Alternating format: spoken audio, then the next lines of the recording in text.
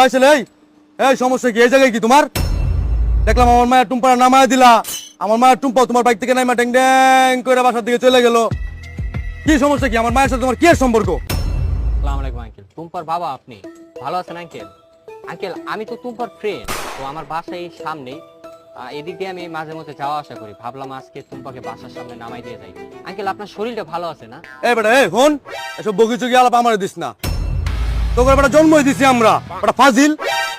তুই জানোস আমার মাইয়া বড় হওয়ার পর থেকে প্রতিদিন আমার মাইয়ার পিছে তোর মতো ফটকে বলা পান 40-50টা ঘুরঘুর করে। বেটা ফাজিল, ফাজিল আমি কথাবার্তা বাদ দিয়া আমি তোর বাসা কই? কি ভাইয়া?